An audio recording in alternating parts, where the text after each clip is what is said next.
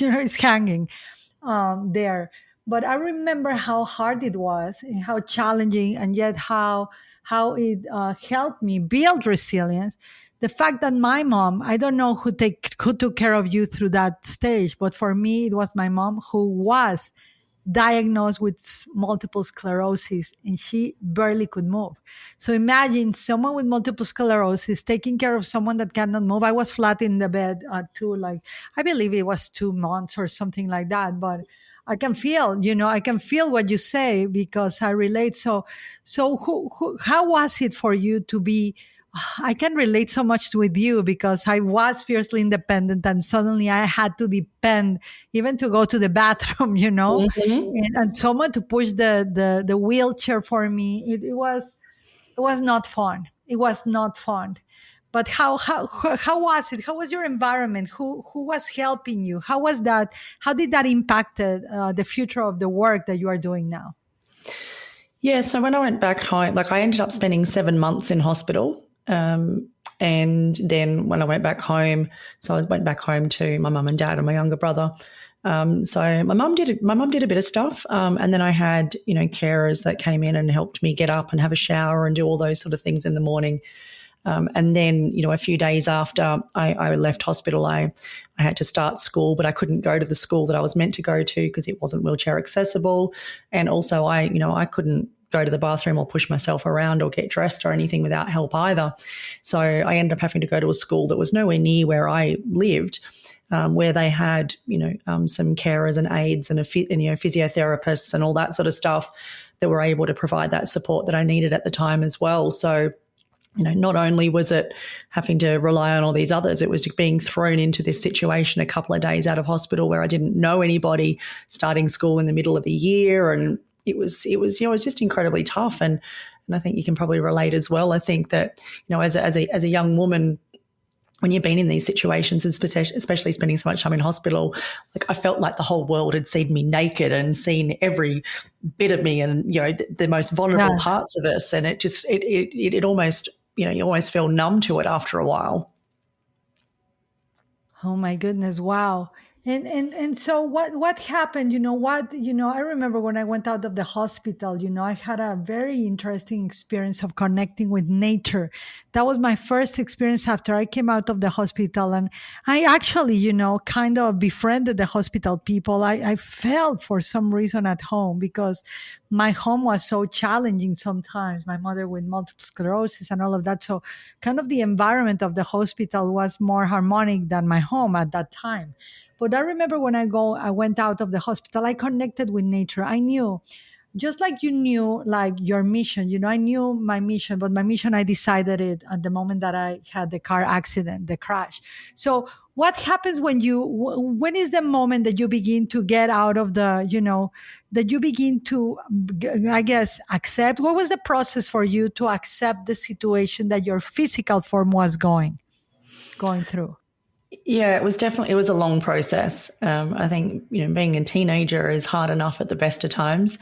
And because it's that process of it's the time where you really start to figure out your identity and your place in the world and, the relationships with the people around you and those type of things. So I ended up spending many years afterwards with just really being, again, just angry about the situation. And unfortunately, I ended up getting to a point where my escape was getting drunk and getting stoned, and I did that a lot during those high school years. And what I look back on it now, and I sort of see that it was like almost like I was trying to create these moments of artificial happiness, but in between, then the despair and the darkness gets even greater in between. The thing that really helped me most through those darkest times was music. And I didn't really recognize how important music was to me until even in the last few years is when I really recognized it. So I just immersed in music. I'd sort of be in my room with the door closed, typical teenager. I just listened to music, and I had posters all over my walls. And what I really see now is that music actually gave me a way to express myself. that I didn't have the words to do at the time. And there was just an energy around it. I'm really into rock music, and back then even more the heavy metal and all that sort of stuff. I So love Stacey. You and I would have rocked the house together if we were friends back then. amazing. No, no, no. Yeah. Yeah, I can relate. I can relate to everything you're sharing. Yeah, and even like I think I was pretty fortunate, being in those early to mid '90s, because it was the height of grunge, which was the most angry, angsty Yes. music, and so it was a perfect soundtrack to my life at the time. Wow. I have never thought about a soundtrack for my life, but now you help me think. So wow, your story just by what you've shared, I think people are gonna rethink their journey and their story. So you begin to music begins to help you in a way heal or get out of the trying. I love what you said, that you were trying to numb yourself right now with alcohol or drugs or smoking, and creating an artificial happiness. How many people these days are doing that? Artificial happiness is not happiness at all, but at least it gives us the moment of the aspirin effect, which doesn't last. It's not sustainable. So when you are starting to listen to music, when is the moment, that you decide, I gotta do something with my life? Yeah, it was sort of in my later high school years that I realized that by getting drunk and getting stoned all the time, that I was just getting really foggy, and realizing that feeling nothing is worse than feeling everything. So I Wow, stopped. Yeah, yes. yeah, it is, isn't it? And so I stopped getting stoned. I still drank alcohol for a few more years after that.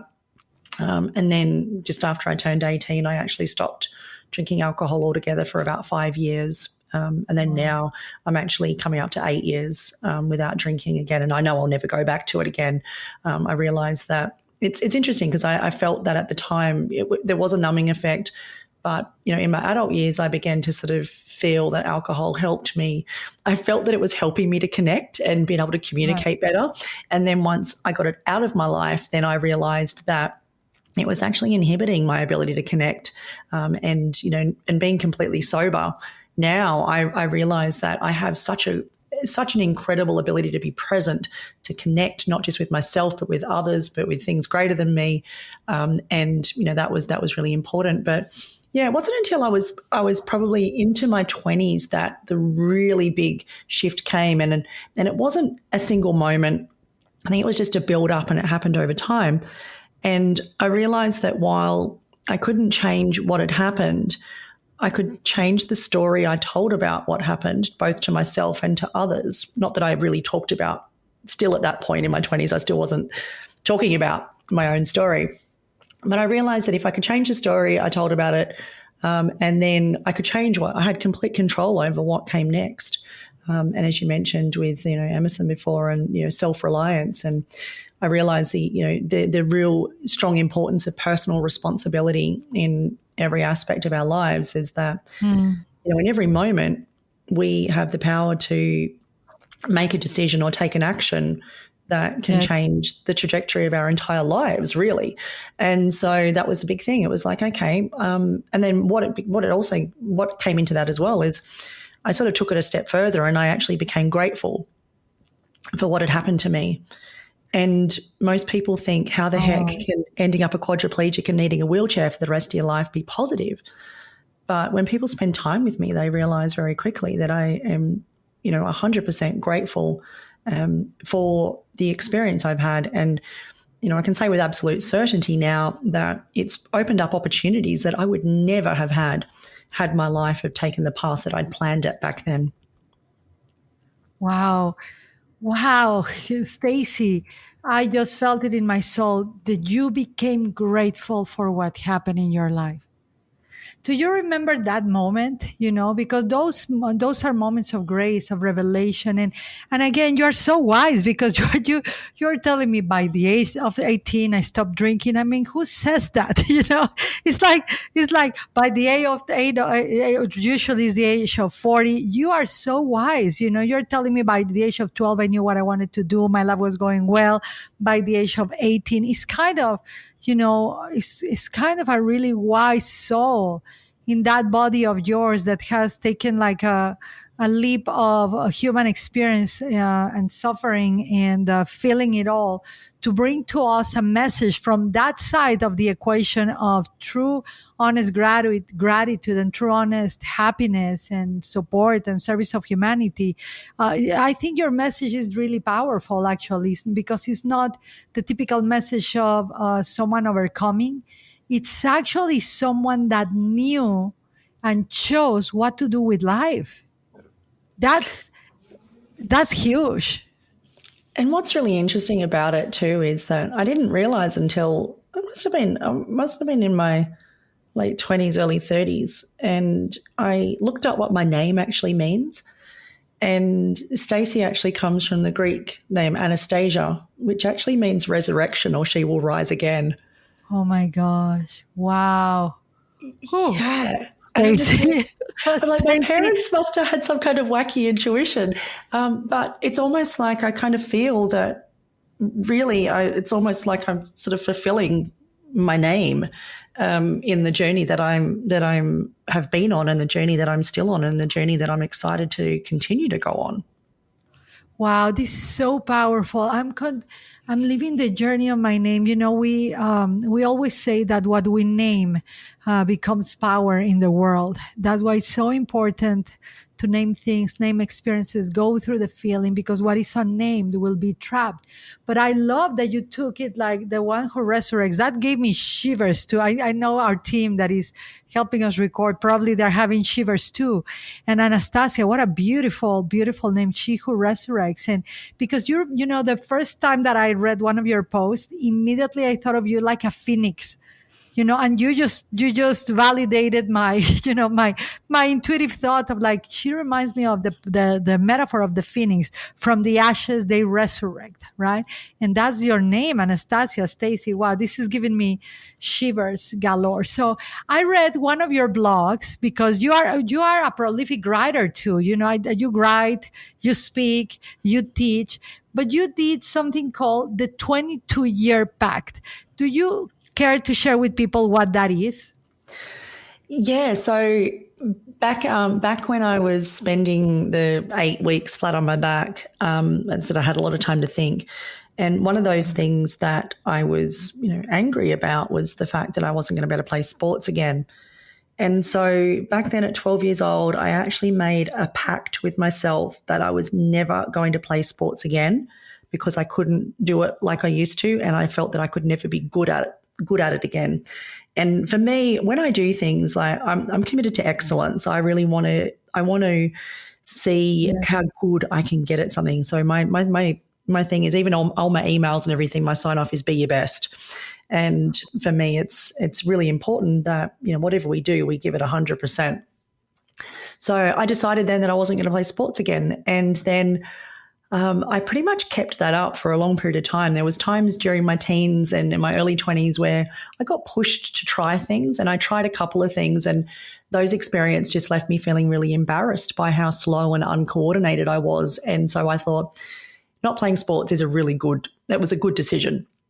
And it wasn't until a couple of days after my 34th birthday that I got this urge that came from, I don't know where, but it was one of the most strongest messages that I've ever had.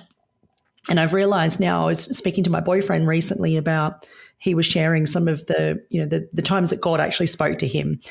And I realized that it was that strong, that, it was something bigger than me. And it Yes. said, Stacey, it's time to get fit. And I Wow. thought, okay, I'd always been pretty healthy, but I'd never been fit. And I wasn't quite sure what to do with it. But a couple of days later, I got an email that mentioned a Paralympic talent search. And Wow. I thought, okay, it's amazing when there's an intention that comes, and then, the universe Yes. or, source conspires to help us make it happen.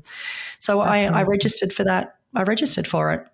And a couple of days beforehand, I reread the form, and it said they were looking for athletes. And I thought, I'm not an athlete. I'm never going to be an athlete again. I better not go. And, my partner at the time said, just go. You never know what came of it. And, that experience led me to competing at the highest level in Australia in sports, I ended up throwing discus left-handed